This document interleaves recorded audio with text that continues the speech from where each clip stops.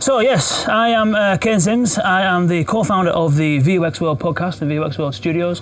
So we launched this podcast February last year, something like that. I can't remember how many episodes we've got now, but if you are interested in the practicalities of voice design, development and strategy, there's a ton of material there.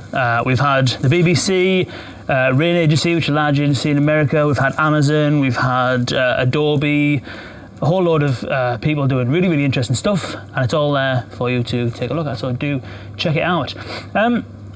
Today I wanted to I know we've had some really great talks that have got into some really sort of important details about things. I'm going to kind of zoom out a little bit and just have a look at the voice landscape and what's kind of going on. So there's been some people who've been involved in voice for probably, since Amazon Echo. Well, there's people that have been involved in it for a hell of a longer time than that, put it that way. It's been, the technology, the core technology has existed for a long time.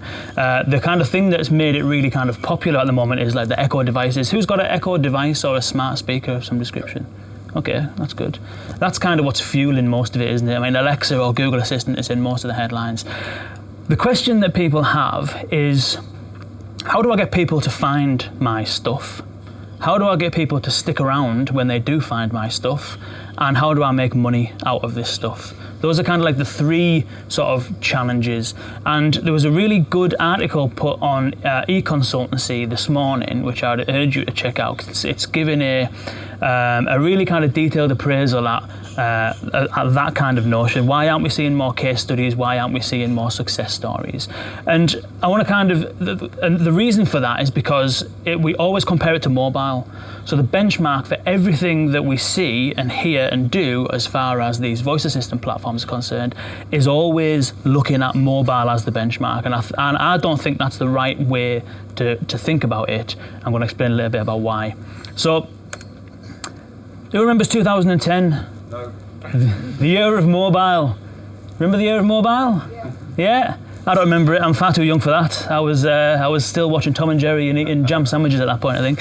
But 2010 apparently was the year of mobile, and not only was it the year of mobile, but apparently desktop computers were so last decade in 2010. Who dropped their desktop computer in 2010, never to touch it again? Yeah, one person at the back. Well, you're an innovator, Roy, that's why. Who still uses either a desktop computer or a laptop computer today for the vast majority of productive stuff that they do? Because desktop computers weren't necessarily last decade, and 2010 wasn't actually the year of mobile. 2011 was the year of mobile. Who remembers 2011, the year of mobile? I think I was still playing with Power Rangers at that point. What about 2014? Is that finally going to be the year of mobile, 2014? Surely it must have been the year of mobile, 2014. I mean, the iPhone at that point had been out 6 years and we're still asking the question, is it now finally time for mobile?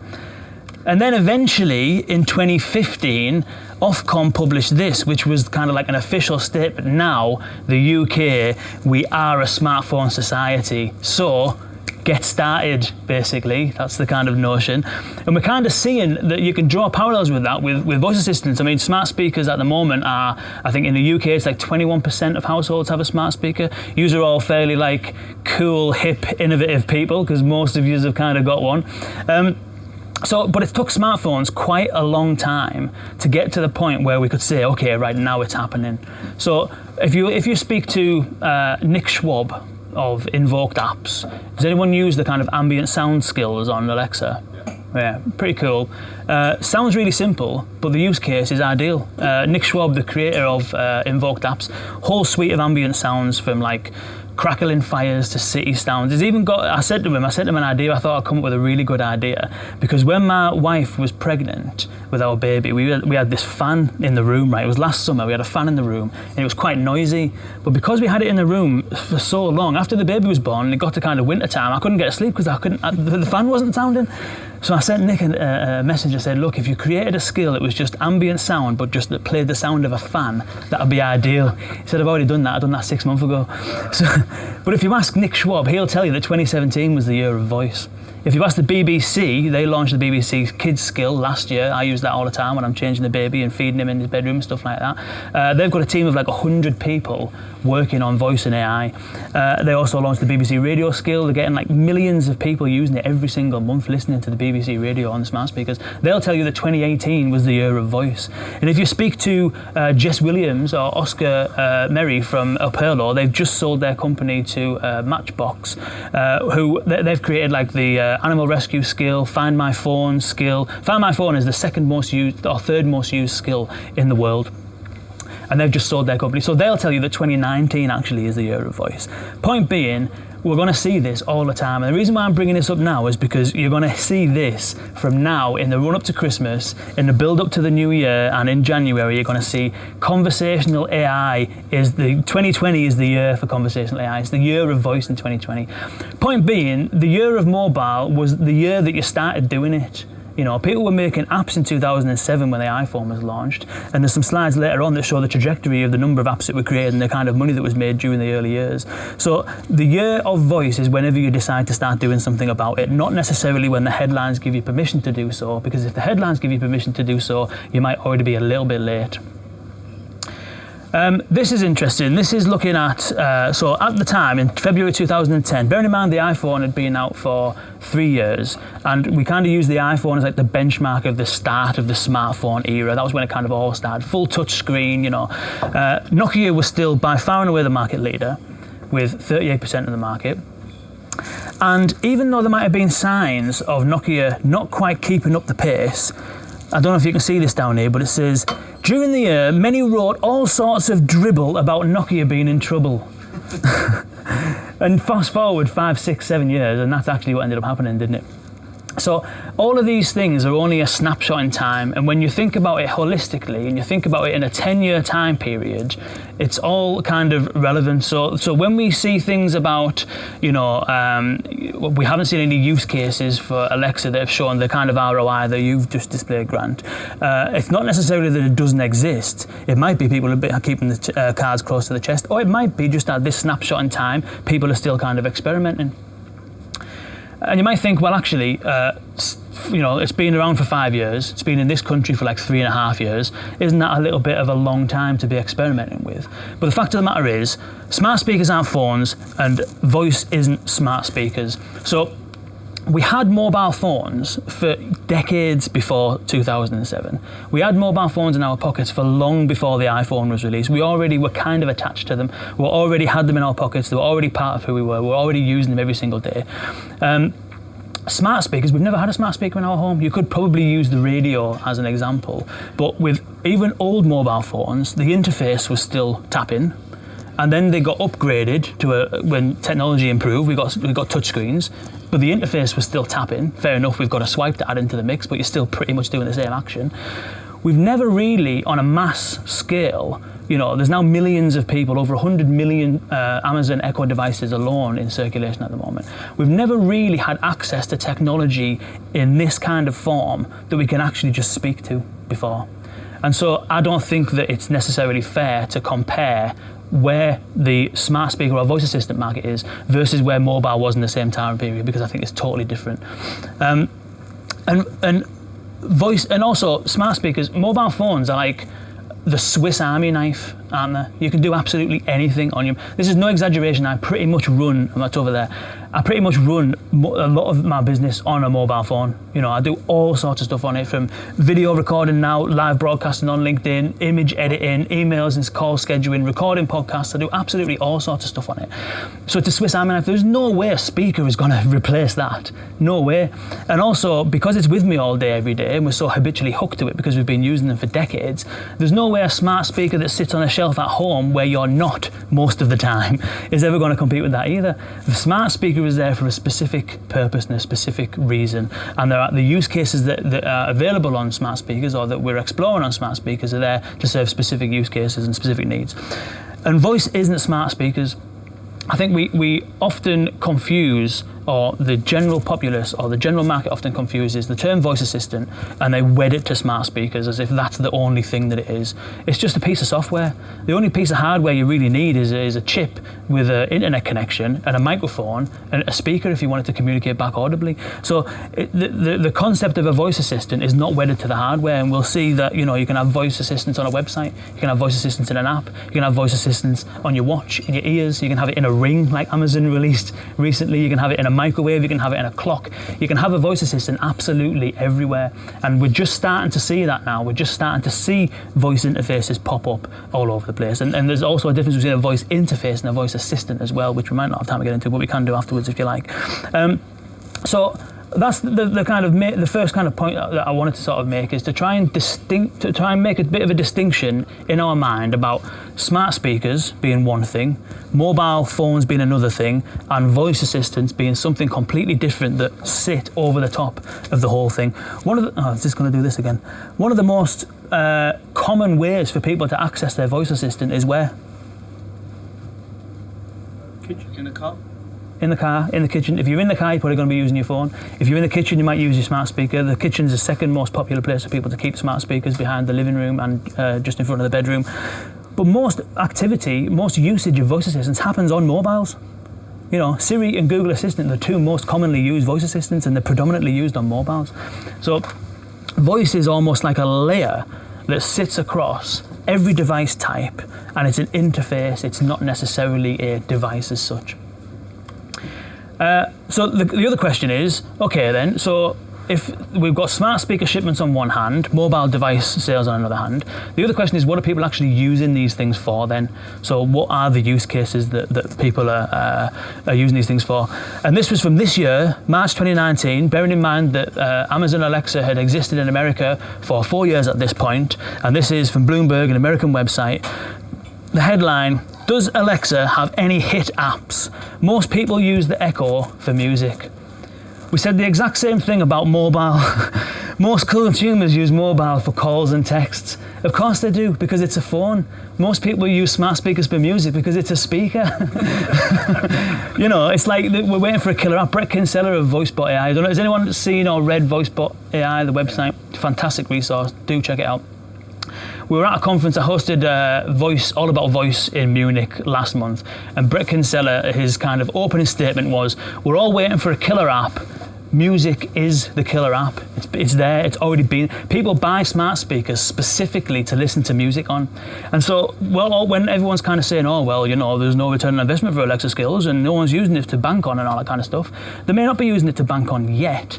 They're using it for music. So what are you doing about that? What are you doing about creating audio content, whether it's interactive audio or just audio? The BBC Kids skill I use all the time with my baby is purely audio most of the time. The podcasts I listen to, purely audio. Listen to music, largely audio. Flash briefings in the morning, audio. BBC News, audio. It's all content, still content that people can serve on these devices, but I'm not seeing a huge amount of people using it for what consumers are actually using it for, which is listening to audio. So the killer use case for smart speakers is audio. That doesn't mean the killer use case for voice assistants is audio, because a voice assistant can be absolutely anywhere. It just so happens that people access it via a smart speaker, and the most common thing for them to do when they access it via the smart speaker is to listen to music or play some audio content. Has anyone got a pair of headphones with Alexa in them? They're not the Echo Buds are not available in this country yet, but there's a pair of Bose headphones that have Alexa in them, or even AirPods. Has anyone got AirPods? Yeah. Do you use Siri on your AirPods often? Sometimes. What I found when I got a pair of AirPods, I only got a pair of AirPods because my other headphones broke, and I was looking for something to do calls on. Right, I do a lot of calls during the day, and it's just handy just to nip out and just have the AirPods on.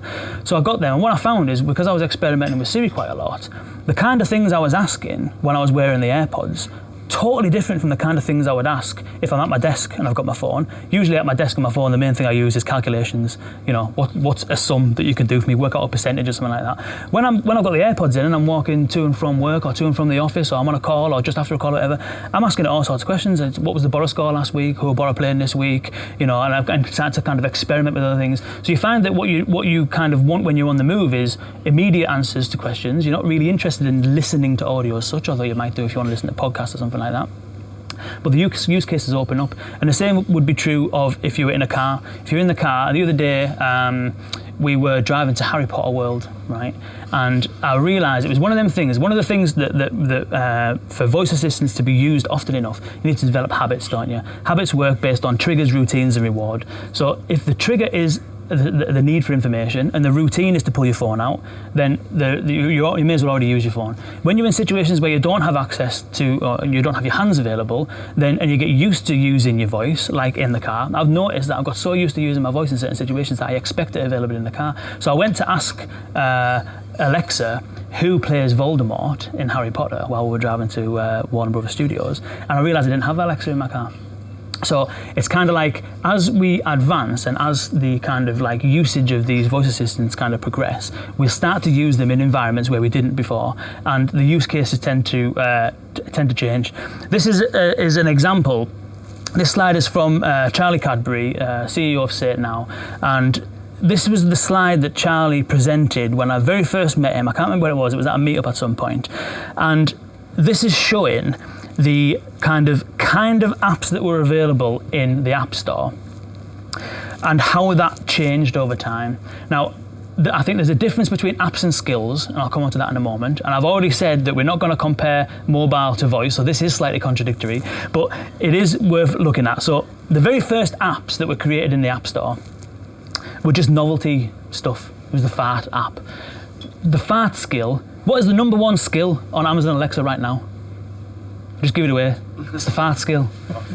It's the most often used skill because kids just think it's funny to ask Alexa to fart, so she farts, and when she farts, she uses the skill. She opens the skill and uses it. I had a slide, the opening talk of I think it was one of the last meetups I did. It was Tom Hewitton's meetup of LabWorks. The opening slide was an animated GIF of a baby sitting on a whoopee cushion. And the whole concept of that talk was to say, right, get out of the mindset of creating novelty gimmicks because we're past this phase now. We're now into this phase, which is productivity. Start creating some useful stuff, right? So the whole concept of that first slide was stop building novelty rubbish and start creating useful stuff. I met the guy in the pub after who made the fart skill, and I referenced the fart skill as an example of one of those novelty apps. Turns out it's one of the most used skills in the country. It's the top used skill in America. He's introduced in-skill purchasing where you can pay for premium farts and he's making money off it, right? But this is kind of, I think we're kind of here now in voice. The novelty stuff is still happening. Kids are still kind of wanting Alexa to fart, and it's really funny and novel. But we're starting to see some useful stuff as well, right? And as you kind of move through that, you're starting to get into business processes, which Grant mentioned earlier on. And then after that, you start getting into the realms of where you can generate revenue or save costs and whatnot. This is the App Store revenue generated from apps in the App Store over time. So from July 2008 through to January 2010, apparently, according to Apple, there was almost $3 billion made or generated within apps. So again, the question is, well, why isn't that amount of money being made in Alexa? Why isn't people spending that amount of money on Alexa? And again, it's because mobile phones were in our pockets for so long beforehand, and basically the kind of, we've been conditioned over years and years and years and years and years to use a screen and to use a keyboard. Yeah, we were already kind of transacting and banking on desktop computers in 2008. And all we did is we took the computer and we shrank it down and we made it onto a device. We took the exact same keyboard, put it onto the screen, so we were familiar with it. We got the same website, we just made it slightly more responsive. In fact, some websites didn't bother making them responsive until after 2008. So we kind of already had familiarity. With voice, this is looking at the number of apps created, total number of apps created in a 5-year period after the App Store was launched, or just over 450,000 apps. With Alexa skills, it's just shy of 50,000. Now, this year, it's around about 100,000 apps that are in the Alexa Skills Store. So again, the question is, well, why are apps doing so fantastic when Alexa Skills not doing so well? And the answer is because voice isn't about apps, and skills aren't the same as apps. A prime example of what a good skill is, it could be absolutely anything. It could be something really, really simple, right? So the Royal Mail have a skill. And all it does is it tells you the last posting date before Christmas. That's all it does. If you've got an auntie that lives in Spain and you want to get a card to her before Christmas, you just ask Alexa to ask the Royal Mail, when is the last posting date to Spain, and it'll tell you, right? Solves a problem. And you don't need to get out your phone. You don't need to try and figure out, where to go for that information. You just ask Alexa, it'll tell you. So that is a good example of a skill. It's a good example of a half-decent use case. It might not be an incredibly high-volume use case, although it's not a terribly small volume one either. But the concept of apps is, I think, a concept that we kind of need to break away from. You might look at something like the BBC, I use the BBC again, who have a skill that has lots of stuff you can do there. You can listen to stories, you can play music, you can play games. That has more of an app kind of feel, but you wouldn't go building an app to do what the Royal Mail did, which is just to give people a little bit of information. And so, and also voice, I lost my train of thought there. But yeah, essentially, the concept of the App Store and apps is different to, I think, skills and the skill store. And also, this is just talking about Alexa, the Alexa platform predominantly. It's not thinking about voice as an interface that can do other things beyond access skills in the Alexa platform. As Grant mentioned, there's the Oracle digital assistant that you can use. You can use IBM Watson, you can use Snips, you can use your product, which is VUXter, Mr. T out, almost there. But there's a whole host of technologies that you can use to create voice applications that help people get stuff done that don't have to be based on the concept of apps in the App Store. And you can put them wherever you want. They don't have to run on smart speakers. They can run in any environment where people are and where people can access them. So I'll wrap up right now because I know I'm probably taking the piss for time. But the way that I would phrase it, and the way that I would the reason why Amazon, I think, are creating all these different products is because we've already seen the fight for the computer. We've seen the personal computer wars happen. We've seen Windows and Apple and IBM and Dell and all these companies, Hewlett-Packard, have all been fighting the war to win the computer, right? Then we've seen the war for the internet, and Google and YouTube and Amazon and eBay and all of these companies that popped up during that kind of internet bubble. That war's already been fought as well, and those companies I've just mentioned pretty much won that. Then we've seen the war for mobile. Samsung, Apple, Nokia had a good stab, but didn't really stand the test of time. And the war for the tablets. We've seen all of this stuff. That's all being played out. It's very difficult. Huawei, the exception in the Western kind of market as a new entrant, relatively, but it's very difficult to break into these markets now because they're so established. The new battleground is the battle for the ears, the body, the car, and the home. And again, that's different to mobile because mobile's with you all the time, constantly switched on. These might only be with you for 5% of your day. But when you are in that 5% of your day, you have access to the world's information. And over time, the kind of things that you use your mobile for, you'll be able to do on these virtual assistants. When you're in your car, you're not going to get your phone out and start tapping and swiping on your phone, or you shouldn't do if you do. But being connected and being able to have access to be productive, to check what time your meetings are, to tell someone you're going to be late, all that kind of stuff is possible if you have access to your voice assistant in your car. And the home is a really, really interesting market. The reason why Amazon and Google are fighting so heavily to win the home is that these smart speakers, although they can be entertainment devices, they can be productivity kind of tools, but they are also the hub of the smart home. All of the products that are created now, they all have the Works with Alexa badge, they all have the Works with Google Assistant badge, because these Amazon and Google are trying to make themselves the hub of the home and to be the thread that threads together your life in those areas where you don't necessarily have access to your phone. And in Google's case, even in the areas where you do have access to your phone. And this is, as I mentioned, it's about far more than smart speakers. It's about voice as an interface. Being present in all of these areas where you can fit a chip and a mic, essentially. That's a picture of a dog riding a bike, and the reason for that is because the way I'm thinking of Alexa and Google Assistant and smart speakers in particular is that those devices are like these training wheels. They're educating people about how to interact with technology using your voice. They're training people to be comfortable talk into their devices. In the same way as we used to feel a bit uncomfortable taking selfies, now people are just walking around on the phone and talking to the phone in public and they don't really care about it. That's kind of where I think we'll get to with voice. People will be using it more and more in different situations, in different contexts, and the kind of start of it all usually is getting a smart speaker. People's usage of voice increases on their phone after they've got a smart speaker. So Amazon and Google are the training wheels to get people comfortable using their voice to access technology. They might not necessarily be the be-all and end-all. Fast forward 10 years and maybe Amazon's in the position that Nokia was on that slide and things change and other things happen. But voice as an interface to technology and as an access point to the internet is, I think, here to stay, and it's now about finding the appropriate use case in the appropriate context, using the appropriate technology to figure out where we can actually make it work properly. And there's already examples of where it is working properly: smart speakers for music, business and enterprise kind of apps. So yeah, it's the kind of main point that I wanted to get across with this talk is not to necessarily pigeonhole voice and put it in the mobile bracket, because voice sits across mobile. Smart speakers are one very, very small part of voice, and I don't think we should be using the trajectory of mobile to baseline the trajectory of voice. And that's pretty much it. And if you want to reach out, VUX World, VUX.world, all the podcasts and all the usual channels. We're on all the social channels as well, and my email address is there. If we. Time for a couple of questions, great. Okay, thank you. Yeah. A couple of questions, anyone? Yeah. Yeah, my question is, so how much does the premium fat cost, and how many people buy it?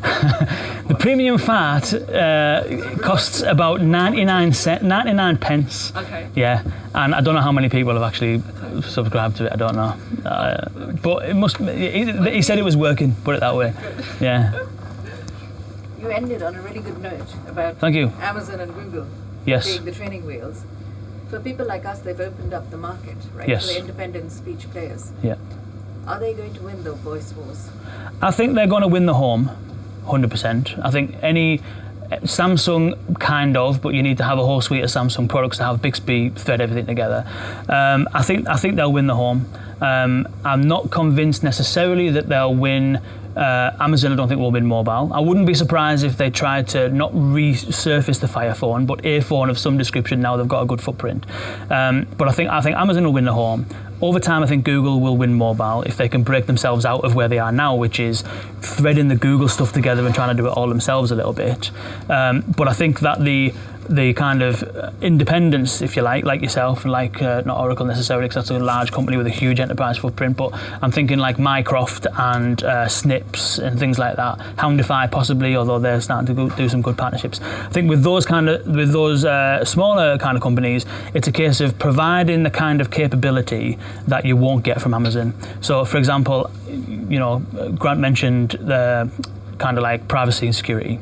Some retailers are not going to want to use Amazon because Amazon's a retailer, so they will want their own kind of thing. Some kind of smaller, not necessarily smaller, but more specific, domain-specific industries may require something that you will have to bend Alexa too much to do.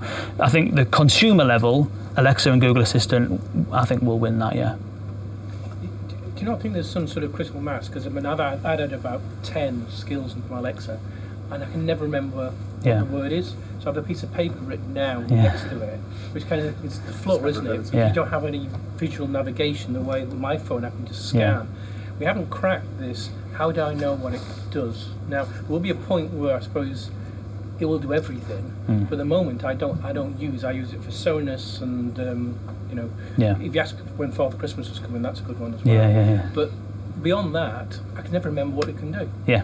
There is a cognitive load in trying to get it to do stuff, and that's predominantly because the way that it's set up at the moment is you need to ask Alexa to ask someone to do something. So BBC. Yeah, so they get around it. BBC get around it because they work with Alexa, and some big enterprise clients get around certain things because they work with Alexa. So for normal people, normally all of the time, you need to know that the brand exists and what they've called the skill, and then you also need to know that the thing you're trying to do exists within that skill. I think those two hurdles are pretty big hurdles to overcome, unless you've been educated offline, not offline, but away from that environment. Typically that's where the discovery kind of happens. So I think there's issues to get around. They've released, although not necessarily to great effect, implicit invocations. And the idea of that is that you can just ask Alexa to do something, not necessarily naming the brand, and if your skill can fulfill that request, then it will put you into that skill at the request. So let's say, for example, you're a bank and one of the things you offer is for someone to check their bank balance. So you could say, Alexa, ask Capital One to check my bank balance, and it'll go straight into the Capital One skill at the checking my bank balance bit. But if you just said, Alexa, check my bank balance, and you have Capital One enabled and you're already signed in and you use it regularly, then it could just use that. It's kind of in its infancy at the moment. I don't really think Amazon have been properly giving it the support it needs, but that is one of the ways in which you can kind of get around that, because then you're not thinking about who do I need to ask to do something. You should just be able to ask your assistant, who is Alexa, to do something, and that something needs to be figured out by the assistant. That's why they're called assistants, because they're assistive. They figure out based on your context or previous usage what you actually mean, put you into the appropriate skill at the appropriate point, and fulfill that request. So at the moment it's a bit limited, but that's the ideal. Yeah. Cool. Good. Cool. Just a big round of applause for Jimin, Grant, and Kane. If you enjoyed it, tell me all about it. If you hated it, my name's not Roy. There's probably a couple of beers left there, and we are definitely going to go to the pub for a cheeky beer if anyone fancies it. Thanks for turning up. Thanks very much.